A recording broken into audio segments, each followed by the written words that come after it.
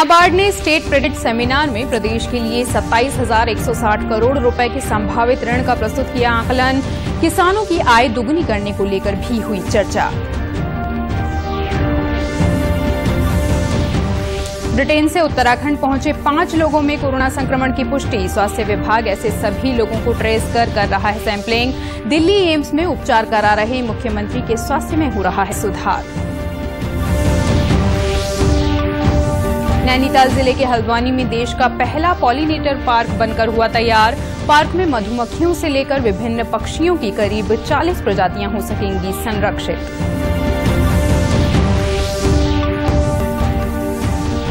और वर्षा जल और सौर ऊर्जा का संरक्षण कर रही देहरादून की सौम्या ने पेश की मिसाल।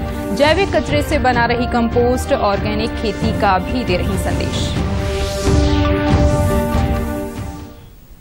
और अब समाचार विस्तार से। नाबार्ड द्वारा आज देहरादून में स्टेट क्रेडिट सेमिनार का आयोजन किया गया। सेमिनार में वर्ष 2021-22 के फोकस पेपर का विमोचन कृषि मंत्री सुबोध उनियाल और सहकारिता राज्य मंत्री डॉक्टर धन सिंह रावत ने संयुक्त रूप से किया।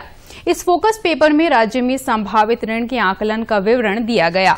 नाबार्ड ने आगामी वर्ष के लिए 27,160 करोड़ रुपए के संभावित ऋण का आकलन प्रस्तुत किया, जो गत वर्ष की तुलना में लगभग 10% अधिक है। हमने ये अनुमान लगाया है कि जो भी हमारे इस उत्तराखंड राज्य में है, अगर सभी लोग, सभी state government, reserve bank of India, NABARD और सभी स्टेक होल्डर मिलकर साथ काम करेंगे तो ये संभावना को हम लोग एक्चुअल में अचीव कर लेंगे। और इसको बेस बना करके ही जो SLBC होता है उसको इसके लिए टारगेट फिक्स करता है।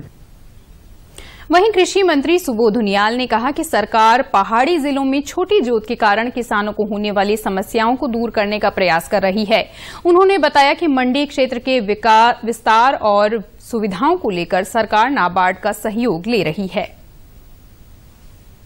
जो तमाम ड्रिप पहाड़ में आप जानते हैं पर्वतीय क्षेत्र में 92% जमीन हमारी वर्षा आधारित है, तो असिंचित भूमि को सिंचित करने के लिए ड्रिप इरिगेशन के कंसेप्ट को मजबूत करने की आवश्यकता राज्य में है। तो हम लोगों ने ड्रिप माइक्रो इरिगेशन को लेकर के प्रोजेक्ट में इसमें जो गैप फंडिंग ज्यादा से ज्यादा, क्योंकि काफी एक्सपेंसिव पड़ती है, किसान हमारा उसको यूज नहीं कर पाता, तो इसके लिए हम चाह रहे हैं कि नाबार्ड के माध्यम से जो 50% सब्सिडी है उसको 90% के आसपास ले जाने का काम कर रहे हैं। प्रदेश में 227 लोग ब्रिटेन से लौटे हैं, जिनमें से 5 लोग कोरोना संक्रमित पाए गए हैं।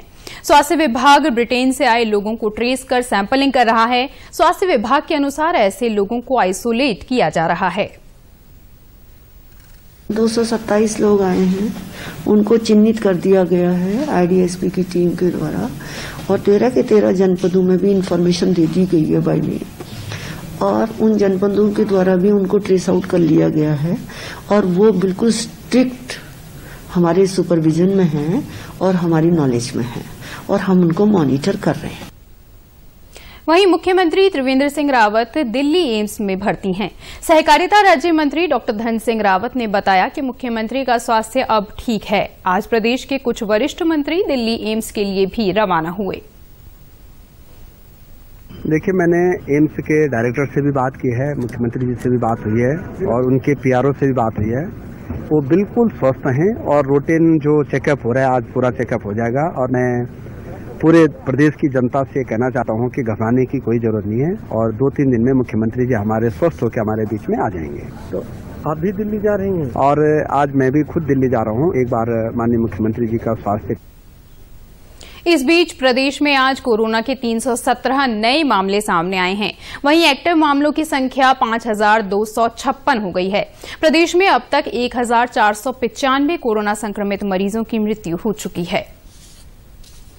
देहरादून में डोईवाला के SDRF मुख्यालय में उप महानिरीक्षक रिद्धिम अग्रवाल ने 8 टीमों को हरिद्वार महाकुंभ में कोविड-19 के जन जागरूकता अभियान के लिए रवाना किया। उन्होंने कहा कि इसका मूल उद्देश्य कुंभ नगरी हरिद्वार के प्रत्येक नगरवासी को कोविड संक्रमण से बचाव के बारे में जानकारी देना है। कुंभ क्षेत्र के विस्तार को देखते हुए टीमों को 8 अलग अलग क्षेत्रों में कार्य करना है। उन्होंने बताया कि जन जागरूकता अभियान के तहत अनेक आकर्षक ऑडियो एवं वीडियो क्लिप भी बनाए गए हैं। बाइक सवार दस्ते इन्हें प्रसारित कर लोगों को कोविड से सुरक्षित रहने की जानकारी देंगे। एसडीआरएफ नोडल एजेंसी है कुंभ में कोविड से रिलेटेड अवेयरनेस के लिए। तो हमने ये टारगेट सेट किया है कि पूरे कुंभ क्षेत्र को 8 जोन्स में डिवाइड करके लगभग 25 एसडीआरएफ के कर्मी और उसके साथ साथ आपदा मित्र, एनजीओस, एनसीसी, एनएसएस के कैडेट्स को अपने साथ जोड़कर हम सभी स्टेक होल्डर्स को कुंभ में कोविड से संबंधित अवेयरनेस दे पाएं। हमारे पास लगभग स्टेक होल्डर्स में सभी होटल्स, धर्मशालाओं, आश्रम के जितने मैनेजर्स, एम्प्लॉयज हैं, साथ ही साथ फड ठेली वाले, प्राइवेट ड्राइवर्स और वहां पर रहने वाले संत, सभी लोगों को, स्टेक होल्डर्स को टारगेट किया जाएगा कि अगले 15 से 20 दिन में, जब तक कि स्नान नहीं शुरू होते हैं, तब तक हम उनमें एक अवेयरनेस जागरूकता फैला सकें। साथ ही साथ एसडीआरएफ द्वारा बुकलेट्स तैयार की गई हैं डूज एंड डोंट्स की। उन बुकलेट्स को, पैम्फलेट्स को जगह जगह लगाकर लोगों तक इस बात के लिए जागरूकता कर सकें। प्रदेश में नए साल की तैयारियों को लेकर प्रशासन ने हर जिले में एहतियात बरतने के निर्देश दिए हैं। कोरोना संक्रमण को देखते हुए कई जिलों में बड़े आयोजनों पर रोक भी लगाई गई है। मसूरी, नैनीताल, हरिद्वार और ऋषिकेश सहित कई पर्यटक स्थलों के होटल नए साल के चलते बुक हो गए हैं। हरिद्वार के जिलाधिकारी सी रविशंकर ने बताया कि कोरोना महामारी को देखते हुए विशेष एडवाइजरी जारी की गई है। उन्होंने नए साल के जश्न को सादगीपूर्वक मनाने की अपील की। वहीं राजाजी टाइगर रिजर्व में भी नए साल के जश्न मनाने के लिए सैलानी पहुंच रहे हैं। यहां पर वन विभाग के सभी विश्राम गृह सैलानियों से गुलजार हैं। पार्क के निदेशक डीके सिंह ने सैलानियों से अपील की है कि वे मर्यादा में रहकर नए साल का जश्न मनाएं और कोरोना महामारी से संबंधित जारी गाइडलाइन के अनुसार ही पार्क में घूमने आएं। न्यू ईयर के दौरान हमने सभी क्षेत्रीय स्टाफ की छुट्टियां निरस्त कर दी है और उनको निर्देश दिया है कि वो निगरानी रखें।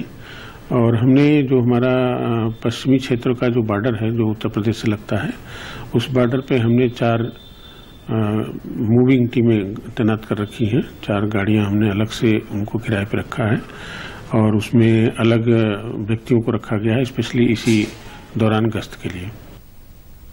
रुद्रप्रयाग जिले में भी नए साल के जश्न को देखते हुए पुलिस ने पर्यटकों की सुरक्षा एवं हुड़दंग को रोकने के लिए दुगलबेट्टा चोपता में अतिरिक्त पुलिस कर्मियों की तैनाती के निर्देश दिए हैं। नए साल का जश्न मनाने के लिए जिले के पर्यटक स्थलों में बड़ी संख्या में पर्यटकों की आवाजाही देखने को मिल रही है।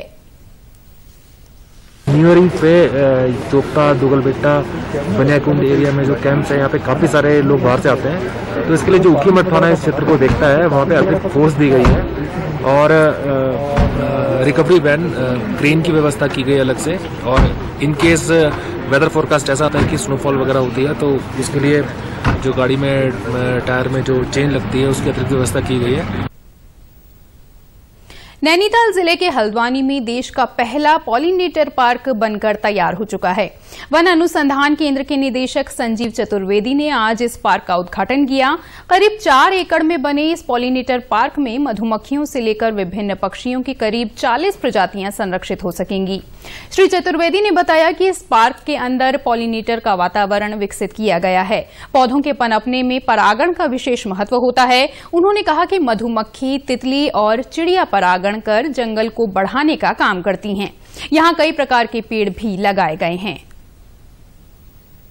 जो अलग अलग तरह की पोलिनेटर की प्रजातियां होती हैं, उनको संरक्षित करने के लिए और उनके बारे में एक जागरूकता फैलाने के लिए युवाओं में, आम जनता में, और साथ में इस बारे में जो भी आगे रिसर्च हो सकता है, अलग अलग जो पोलिनेटर्स की प्रजातियां होती हैं, किन किन प्लांट्स के लिए कौन कौन पोलिनेटर उपयुक्त होते हैं, उनको जो है किस तरह के कीटनाशकों या रसायनों से ज्यादा खतरा है, किस तरह के प्रदूषण से ज्यादा प्रभावित होते हैं वो, ये सारी चीजों के बारे में एक शोध करने के लिए और एक डेटा मेंटेन करने के लिए ये मुख्य उद्देश्य है इस पार्क की स्थापना का। ये पहला पार्क है, देश का पहला पॉलिनेटर पार्क है। पार्क में विभिन्न पॉलिनेटर्स के लिए निवास स्थान बनाए गए हैं, जहां कई तरह के फूल और पौधे लगाए गए हैं ताकि मधुमक्खी, तितली, कीट और पक्षियों को अनुकूल माहौल मिल सके। इसके अलावा पूरे पार्क में कई किस्म के फलों के पेड़ों के साथ ही बर्ड फीडर और घोंसले भी रखे गए हैं। हमारे जीवन को प्रकृति कितना सुगम बना सकती है, इसकी मिसाल कायम की है देहरादून में रहने वाली रिसर्च वैज्ञानिक सौम्या प्रसाद ने। वर्षा जल और सौर ऊर्जा का संरक्षण कर सौम्या ने पिछले 3 वर्षों से बिजली और पानी के बिल से छुटकारा पा लिया है। सौम्या ने अपने घर की छत पर सोलर पैनल लगाए हैं, जिससे उनके घर में बिजली की आवश्यकता से ज्यादा उत्पादन होता है। हमारी सरकार की काफी स्कीम है सोलार के लिए। एंड रेजिडेंशियल के लिए बहुत कन्वीनियंट हो गया है उत्तराखंड में। तो हमने 2018 में ये प्लांट कमीशन किया 5 किलोवाट का, और तब से हमने बस मीटर का जो चार्जेस होता है हर साल वो भरे, इतना ही बिल आता है। अदरवाइज हमारी कंजम्पशन तो ज़ीरो रही, क्योंकि हम जो जनरेट कर रहे हैं हमारी यूसेज से ज़्यादा है। बारिश के पानी के संरक्षण के लिए उन्होंने 22,000 लीटर का एक स्टोरेज टैंक भी बनाया है। इसमें एक उच्च गुणवत्ता का फिल्टर लगाया गया है, जिससे इस पानी का इस्तेमाल पीने और घर के अन्य कामों में किया जाता है। यहाँ पर 22,000 लीटर की टंकी बनाई अंडरग्राउंड स्टोरेज। जो टिन का छत लगा हुआ है उससे जो पानी कलेक्ट करके हमने एक टंकी में स्टोर किया। कि हमने यही 2018 में ये वाटर हार्वेस्टिंग भी सेटअप किया, और तब से हमने सिर्फ वही यूज़ किया है। घर में जो है रिनोवेशन के बाद नल वल उसमें कोई कैल्शियम का डिपॉजिशन नहीं है। इसमें कोयला, रेता और बजरी का 3 स्टेप फिल्टर है। उसके साथ एक सेडिमेंटेशन टैंक भी है। देहरादून में क्योंकि बहुत ज़्यादा बारिश होती है तो हमने बड़ा फिल्टर बनाया, और शहरों से नॉर्मल से ज़्यादा बारिश होती है। फिल्टर अगर ठीक ठाक बन जाए तो रेन वाटर हार्वेस्टिंग बहुत अच्छी तरह से चलेगी। सौम्या अपने घर में जैविक सब्जियों का भी उत्पादन कर रही हैं। उनके घर में ही उनके परिवार के लायक सब्जी का भी उत्पादन हो जाता है। ये तो देहरादून में और उत्तराखंड में ये तो आम बात है। हमारे यहाँ जहाँ जहाँ थोड़ी सी भी जगह है तो हम लोग सब्जियाँ उगाते हैं। 20-25 टाइप के हर घर में हो ही रहा होगा। एंड हमारे यहाँ खाद बनाते हैं, जो भी किचन का कूड़ा निकलता है, जो पत्ते वत्ते गिरते हैं, उन सब चीज़ों से खाद बनती है। सौम्या प्लास्टिक का उपयोग भी कम ही करती हैं। ऐसे में प्लास्टिक के कचरे को वे निर्माण कार्य में रिसाइकिल करती हैं, जबकि जैविक कचरे से वे कंपोस्ट बना रही हैं। हमारे घर पे जो भी प्लास्टिक जनरेट होता है, फिर भी थोड़ा बहुत हो ही जाता है, मेडिकल वगैरह, वो तो हमने इकट्ठा करके रखा है, और वो कंस्ट्रक्शन में चली जाती है कि ज़्यादातर फाउंडेशन वगैरह में हमारे या हमारे फ्रेंड्स के यहाँ चली गई है। ऑर्गेनिक वेस्ट कंपोस्ट होती है, प्लास्टिक वेस्ट रीयूज हो जाती है। आप अपने जीवन को कैसे एक सिंपल और कॉस्ट इफेक्टिव वे में कैसे आप तो हल्की बदलाव से आप कैसे इम्प्रूव कर सकते। प्रधानमंत्री कृषि योजना के अंतर्गत कोटद्वार में 2 दिवसीय प्रशिक्षण कार्यक्रम आज संपन्न हो गया। प्रशिक्षण कार्यक्रम में पंतनगर विश्वविद्यालय के विशेषज्ञों ने किसानों को फसलों के विषय में जानकारी दी। विशेषज्ञों ने सिंचाई की विधि, उर्वरकों का प्रयोग, पॉली हाउस का उपयोग और मिट्टी परीक्षण के बारे में विस्तार से जानकारी दी। उद्यान निरीक्षक अरुण कुमार पांडे ने प्रधानमंत्री कृषि सिंचाई योजना का लाभ लेने के लिए किसानों को प्रेरित किया। प्रधानमंत्री जी ने सिंचाई से जुड़े हुए सभी विभागों को एक छतरी के नीचे ला करके एक नई योजना शुरू करी, प्रधानमंत्री कृषि सिंचाई योजना। इसके लिए ये योजना का एक पार्ट है, part of more crop scheme, जिसके अंतर्गत यहाँ पे एक प्रशिक्षण कार्यक्रम किसानों के लिए लगाया गया। इस कार्यक्रम में किसानों को योजना की पूरी जानकारी दी गई। कोटद्वार के उद्यान विशेषज्ञ प्रभाकर सिंह ने बताया कि प्रशिक्षण कार्यक्रम में जिले के विभिन्न क्षेत्रों से 132 काश्तकारों ने भाग लिया। कार्यक्रम में युवाओं को पॉली हाउस के माध्यम से कृषि उत्पादन के गुर सिखाए गए। ये जो 2 दिवसीय प्रशिक्षण प्रधानमंत्री की सिंचाई योजना के अंतर्गत कराया गया कोटद्वार संभाग के द्वारा, इसमें 132 युवा कृषकों ने भाग लिया, जो 8 ब्लॉकों के आए थे। बीरोखाल, जहरी खाल, पोखरा, नैनी डांडा, रिखड़ी खाल, ढुगड्डा, आज ब्लॉकों के किसान आए थे और बढ़ चढ़ कर उन्होंने हिस्सा लिया। और इस प्रशिक्षण कराने का मेरा सबसे बड़ा मकसद इसके साथ में जुड़ा हुआ था कि यहाँ पर कम से कम 203 युवाओं को, प्रवासी भारतीयों को पॉली हाउस के माध्यम से जोड़ा जा रहा है। थलीसैंण क्षेत्र से आए किसान अनूप पटवाल ने बताया कि सिंचाई और उर्वरक के सही अनुपात की जानकारी मिलने से खेती में उन्हें मदद मिलेगी। हॉर्टिकल्चर डिपार्टमेंट से या पंतनगर से जो हमारे भट्ट साहब आए थे और ड्रिप इरिगेशन वाले जो है वो आपको ब्रीफ करते हैं कि किस तरह से फार्मिंग की जाती है, उसका बेनिफिट्स क्या होते हैं। ठीक है, साथ साथ ये होता है कि आपके साथ में कुछ ऐसे फार्मर्स भी जुड़े मिल जाते हैं वहाँ पे आपको, जिनको तजुर्बा काफ़ी ज़्यादा होता है, तो आप उनके साथ बैठ के आपके लिंक अच्छे बनते हैं, थोड़ा आप उनसे सीखते हैं, वो भी अपनी अपनी बातें रखते हैं। तो सिंचाई के बारे में जो बताया, तो सिंचाई के बारे में ड्रिप सिंचाई जो बताई, ड्रिप सिंचाई काफ़ी लाभदायक है। और भी सिंचाई जो बताई, जो हमारा जो नॉर्मल सिंचाई जो हम करते हैं तो हम नहर से करते हैं, तो नहर की सिंचाई में पानी भी ज़्यादा बर्बाद होता है। जो उन्होंने बताया कि जैसे कि पानी ज़्यादा बर्बाद हो रहा है। ड्रिप सिंचाई में धीरे धीरे पानी पौधे को ही मिलता है, घास फूस होती नहीं है, तो उसमें काफ़ी फायदा है। नहीं, कुछ ही पौधों में ड्रिप सिंचाई होती है, सब प्रकार की फसलों में नहीं हो पाती है। उत्तराखंड के समाचारों में बस इतना ही। चलते चलते मुख्य समाचार एक बार फिर। नाबार्ड ने स्टेट क्रेडिट सेमिनार में प्रदेश के लिए 27,160 करोड़ रुपए के संभावित ऋण का प्रस्तुत किया आकलन।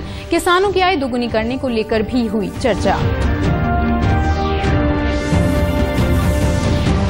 ब्रिटेन से उत्तराखंड पहुंचे 5 लोगों में कोरोना संक्रमण की पुष्टि। स्वास्थ्य विभाग ऐसे सभी लोगों को ट्रेस कर रहा है सैंपलिंग। दिल्ली एम्स में उपचार करा रहे मुख्यमंत्री के स्वास्थ्य में हो रहा है सुधार। नैनीताल जिले के हल्द्वानी में देश का पहला पॉलिनेटर पार्क बनकर हुआ तैयार। पार्क में मधुमक्खियों से लेकर विभिन्न पक्षियों के करीब 40 प्रजातियां हो सकेंगी संरक्षित।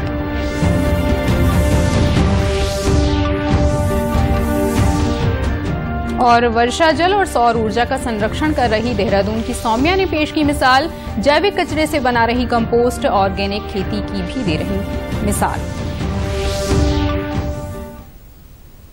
उत्तराखंड की खबरों के लिए आप हमसे सोशल मीडिया के माध्यम से भी जुड़ सकते हैं। हमारा ट्विटर हैंडल है DD News_देहरादून। हमारा फेसबुक पेज है DD News उत्तराखंड और हमारे YouTube channel DD News Uttarakhand को भी आप सब्सक्राइब कर सकते हैं। कोरोना संक्रमण से बचने के लिए मास्क का अनिवार्य रूप से और सही ढंग से प्रयोग करें। साथ ही सामाजिक दूरी का ख्याल रखें, नियमित रूप से हाथ धोएं और याद रखें, कोरोना को हराना है, मास्क जरूर लगाना है। इसी के साथ बुलेटिन समाप्त हुआ। नमस्कार।